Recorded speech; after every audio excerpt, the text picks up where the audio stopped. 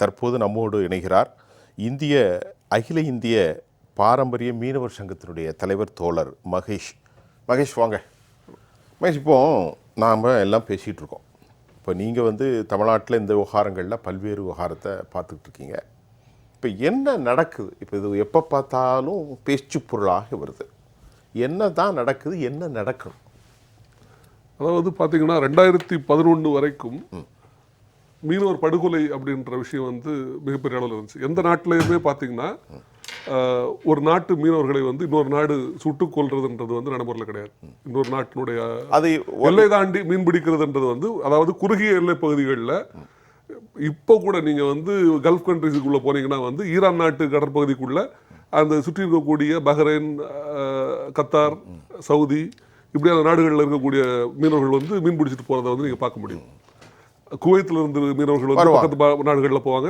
எல்லை தாண்டுதுன்றது மீன் எங்கே இருக்குதோ அங்கே தான் போக முடியும். இதில் படுகொலைகள்லாம் நடக்காது எங்கேயுமே. அந்த அந்த அதாவது மீனவர் படுகொலைன்றது தொடர்ச்சியாக நடக்கிறது இப்போ உலக அளவில் பார்த்தீங்கன்னா நம்ம இலங்கை நேவி தான் இந்திய மீனவர்களை கொல்றதுன்றது தான் வழக்கமாக நடந்துட்டு இருக்கு. வேற எங்கேயுமே யூஸ்வலா இது நடக்கிறது இல்லை.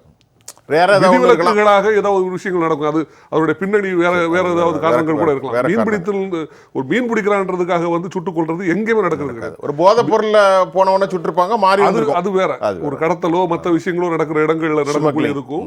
இங்க ஒரு மீன்பிடி தொழிலை செய்யக்கூடிய அவருடைய பாரம்பரிய மீன்பிடி பகுதிக்குள்ள மீன்பிடி தொழில் செய்யற ஒருத்தனை சுட்டுக் கொள்றதுன்றதெல்லாம் வேற எங்கேயுமே நடந்தது கிடையாது. இது நடந்தது கிட்டத்தட்ட 2011 வரைக்கும் நாங்க 500க்கும் மேற்பட்ட எங்களுடைய உறவுகளை அந்த காலகட்டங்களில் மிக அதிகமாக அந்த 2011 வரைக்கும் இருந்துச்சு. அது ஒவ்வொரு காலகட்டங்கள் காங்கிரஸ் ஆட்சி தான் தமிழ்நாட்டில் இருந்துச்சு.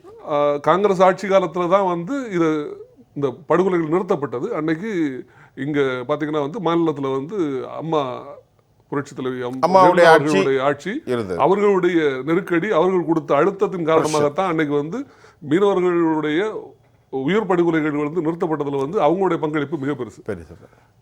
ஆனா அதுக்கு பிறகு 2014 பிஜேபி வந்த பிறகு அதுக்கு பிற்பாடான காலங்களில் மறுபடியும் படுகொலைகள் நடக்கத்தான் செஞ்சிருக்கு. ஒட்டுமொத்தமாக நிறுத்தப்பட்டதுன்றதுலாம் இல்லை, இது மறுபடியும் படுகொலைகள் நடந்திருக்கு. அதுக்கு பிரிட்ஜோடைய படுகொலை உட்பட, நம்ம மாரியப்பன் படுகொலை உட்பட பல்வேறு படுகொலைகளை நம்ம காட்ட முடியும். அது இன்னும் சொல்ல போனா கடற்படையினரே இந்திய நாட்டு கடற்படை மோதி மீனவர்கள் இறந்த கதைகளும் இருக்கு. ஸோ இப்படியான ஒரு காலகட்டத்தில் பார்த்தீங்கன்னா இப்போ நம்ம கேட்கறது இது இப்போ அவங்க ஆரம்ப காலங்களில் இலங்கை தரப்பில் இருந்து வைக்கப்பட்ட குற்றச்சாட்டு இன்னைக்கு வரைக்கும் அந்த குற்றச்சாட்டை ஒரு சைடில் வச்சுட்டே தான் இருக்காங்க. இன்னொன்று, நாங்கள் மையமாக பேசுகிறோம், பொதுவாக பேசுகிறோன்ற பேர்லையும் ஒரு குற்றச்சாட்டு என்ன வைக்கிறாங்கன்னா, இங்கே இழுவை மடிகளை இந்திய மீனவர்கள் பயன்படுத்துகிறாங்க, அதுதான் பிரச்சனை. இலங்கை மீனவர்கள் அந்த தொழிலை செய்யறதில்லை, அங்கே தடை செய்யப்பட்ட தொழில். நியாயமான விஷயம்தான். இந்தியாவில் இழுவை படகுகளை மீனவர்களாக உருவாக்கின தொழில் கிடையாது. இந்த தொழிலை ராமேஸ்வரம் மீனவர்களாக இருக்கட்டும், இந்தியா முழுமைக்கு இருக்கக்கூடிய மீனவர்களுக்கு இந்த தொழிலை கொண்டு தந்தது யாருன்னா ஒன்றிய அரசாங்கம். மத்தியில் ஆண்டு கொண்டிருந்த அரசாங்கங்கள் தான் இந்தோ நார்வேஜியன் ப்ராஜெக்ட் சொல்லிட்டு நார்வே அரசுடன் ஒப்பந்தம் போட்டு இந்த தொழிலையும் இந்த தொழில் கருவிகளையும் மீனவர்களிடம் கொண்டு திணித்ததே அவர்கள் தான். ஒரு தவறான ஒரு தொழில்நுட்பத்தை கொண்டு வந்தது யாரு?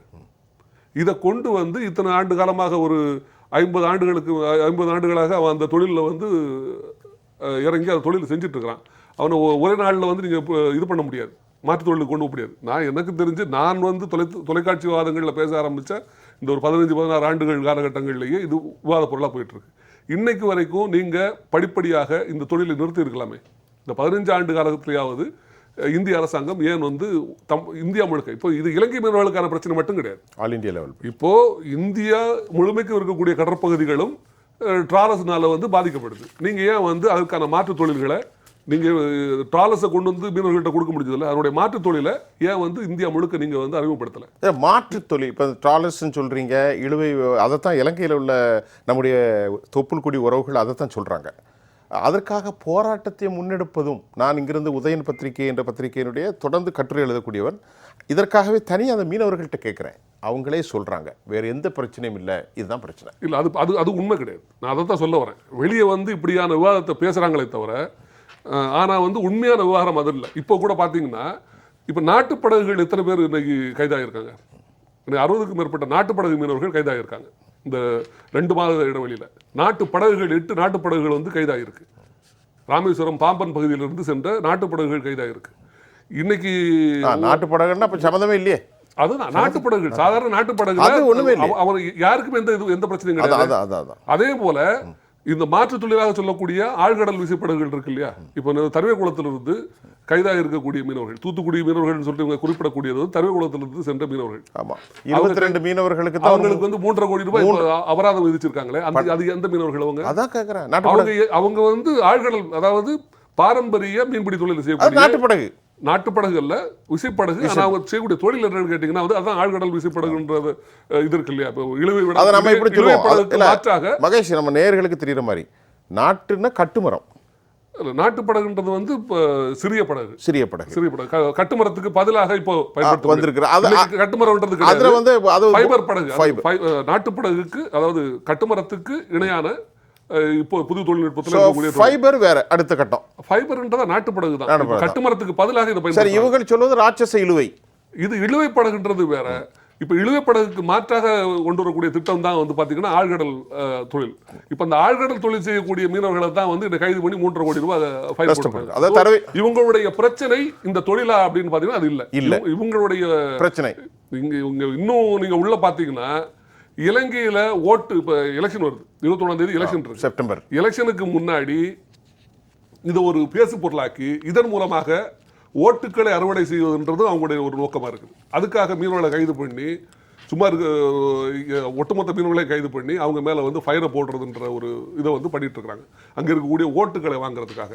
இவங்க உண்மையிலேயே வந்து இலங்கையில் இருக்கக்கூடிய தமிழ் மீனவர்கள் மீது இது இப்ப என்ன பண்றாங்கன்னா, இது போரிலிருந்து மீண்டு வந்திருக்கக்கூடிய வடக்கில் வாழக்கூடிய தமிழ் மீனவர்களுடைய பாதுகாப்புக்காக தான் நாங்கள் பேசுகிறோன்ற மாதிரி இந்த ஓநாய் வந்து ஆட்டுக்குட்டியை பார்த்து பரிதாபப்பட்டு பேசுகிற மாதிரி இவங்க பேசிட்டு இருக்காங்க. உண்மையிலேயே அவங்க மேலே இவங்களுக்கு எந்த அக்கறையும் கிடையாது. தென்னிலங்கையில் இருக்கக்கூடிய சிங்கள மீனவர்களுக்கு இருக்கக்கூடிய வசதி வாய்ப்புகளும் ஆழ்கடல் விசைப்படகுகளும் ஏன் வட தமிழர்களுக்கு கொடுக்கப்படலை? அவங்கள ஏன் நீங்கள் இன்னைக்கும் வந்து ஒரு சாதாரண படகுகளில் டெய்லி வேஜஸில் போயிட்டு வர மாதிரி ஏன் பண்ணுறீங்க? சோ இது அந்த மீனவர்களுக்கு என்ன அக்கறை செலுத்த வேண்டுமோ, அவர்களுடைய மேம்பாட்டுக்கு என்ன செய்ய வேண்டுமோ அதை செய்யாம இதை வந்து எல்லாத்தையுமே வந்து இங்க தமிழ்நாட்டு மீனவர்கள் மீதும் அல்லது இந்திய மீனவர்கள் மீது ஒரு குற்ற பரம்பரை மாதிரி வெளியே காமிச்சு. இப்ப நான் மகேஷ்ட கேட்கிறேன், இப்போ இந்த தென்னிலங்கையில் இருக்கக்கூடிய சிங்களவர்களுக்குள்ளாத வடக்கு தமிழ்நாட்டில் யாழ்ப்பாணம், ஜாஃப்னா அந்த பகுதியில் உள்ளவங்ககிட்ட தான் பிரச்சனை. இப்போ நமக்கு இப்போ இந்த ப்ராப்ளம் பிரச்சனை அப்படி உருவாக்கப்பட்டிருக்கு. உண்மையிலேயே பிரச்சனை இது வந்து அவங்களுக்கும் எங்களுக்குமான பொதுவான இடம். மகேஷ், 2016 நம்ம ஒரு முடிவு ஒன்று எடுக்கிறோம். அந்த முடிவில் 6 மாதத்துக்கு ஒருக்க கூட்டுக்குழு நடவடிக்கை நம்ம எடுக்கணும்னு பேசுகிறோம்.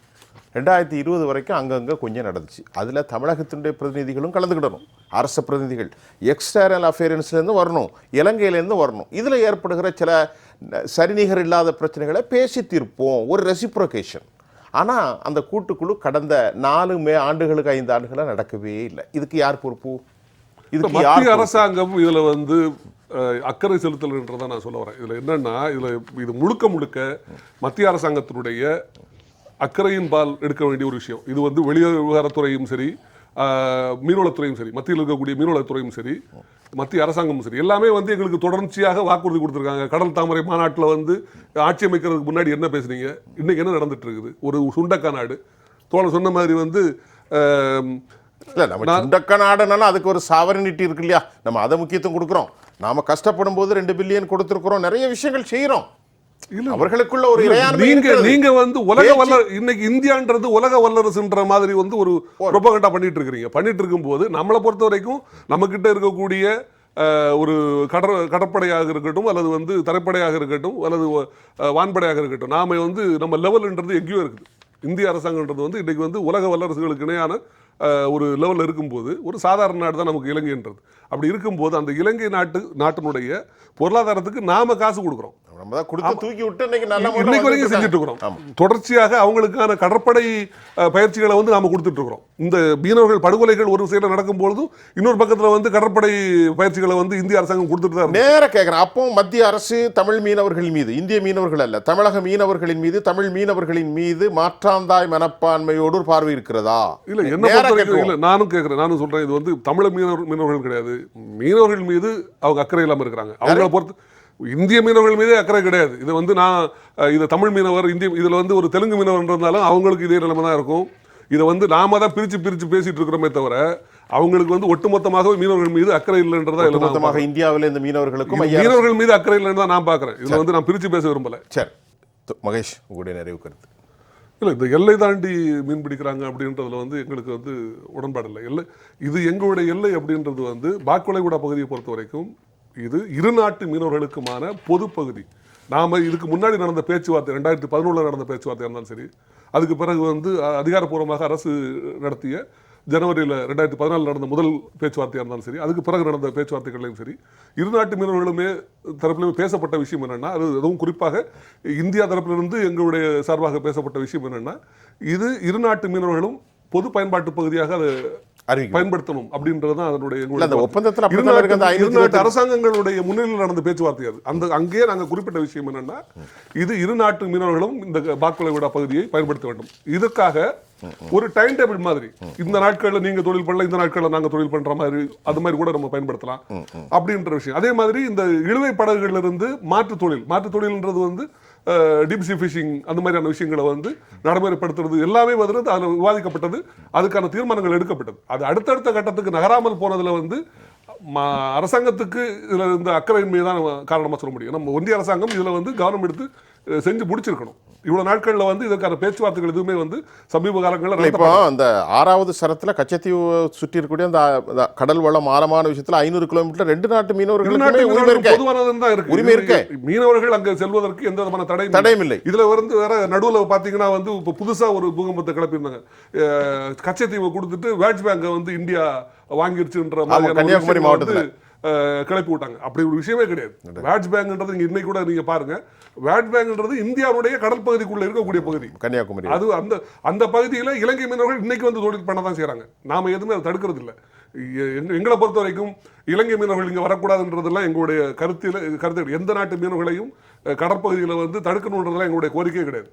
மீனவர்களுடைய மீன்பிடி பகுதிகளில், அவங்களுடைய பாரம்பரிய மீன்பிடி பகுதிகளில் அவங்களுக்கான உரிமையை வந்து அரசாங்கம் வந்து அனுமதிக்கணுன்றதான் நம்முடைய கருதுகோளை தவிர வேற எதுவுமே கிடையாது. இதுல பாத்தீங்கன்னா வந்து அவங்களுடைய சொந்த அரசியலுக்காக இவங்க பாட்டுக்கு ஆட்சியில் வர்றதுக்கு முன்னாடி வரைக்கும் ஒரு பேச்சு பேசுறது, ஆட்சிக்கு வந்த பிறகு இன்னொரு பேச்சும் பேசுற விஷயங்கள் இருக்குல்ல, இதுதான் இன்னைக்கு சிக்கலா இருக்கு. இதே சிக்கல் தான் வந்து இன்னைக்கு அங்கேயே நடைமுறைப்படுத்தப்படுது. இலங்கையில பாத்தீங்கன்னா டக்ளஸ் தேவானந்தான்ற ஒரு இந்தியாவில் அறிவிக்கப்பட்ட கொலை குற்றவாளி, தேடப்படும் குற்றவாளி. ஆனா அவ வந்து இன்னைக்கு வந்து அங்க வந்து அமைச்சராக இருந்து கொண்டு அவருடைய தலைமையில தான் அங்க மீனவர்களை வந்து திசை திருப்பக்கூடிய வேலைகளை வந்து நடந்துட்டு இருக்குது. அங்க தமிழர் பகுதிகளில் ஒரு கலவர சூழலை உருவாக்குற வேலையை வந்து அந்த இந்தியாவுடைய தேடப்படும் குற்றவாளியான டக்ளஸ் தேவானந்தா தான் செஞ்சுட்டு இருக்கிறார். ஸோ இது எல்லாமே கருத்தில் கொண்டு எங்களை பொறுத்த வரைக்கும் இரு நாட்டு மீனவர்களும் சுமூகமாக மீன் பிடிக்கிறதுக்கான ஒரு ஏற்பாடுகள் நடத்தப்படணும். அந்த வகையில் பார்த்தீங்கன்னா கச்சத்தீவுல ஏற்கனவே இருக்கக்கூடிய சரத்துகளின்படி மீனவர்களுக்கான உரிமைகள் அனுமதிக்கப்படணும். அதே போல இரு நாட்டு மீனவர்களும் சுமூகமாக மீன் பிடிக்கக்கூடிய ஒரு சூழல் உருவாக்கணும். இன்னைக்கு வந்து அரசாங்கமே படகுகளை கைப்பற்றி அந்த படகுகளை வந்து அரசுடைமையாக்குவதும், மீனவர்கள் மீது கோடிக்கணக்கில் வந்து இன்னைக்கு அபராதங்கள் விதிப்பதுமான இந்த மாதிரியான விஷயங்களை வந்து அரசியலுக்காக செய்யக்கூடிய இந்த விஷயங்களை வந்து முழுமையாக இலங்கை அரசாங்கம் கைவிடணும். அதற்கான அழுத்தத்தை இந்திய வெளியுறவுத்துறையும் இந்திய அரசாங்கமும் நடைமுறைப்படுத்தணும்.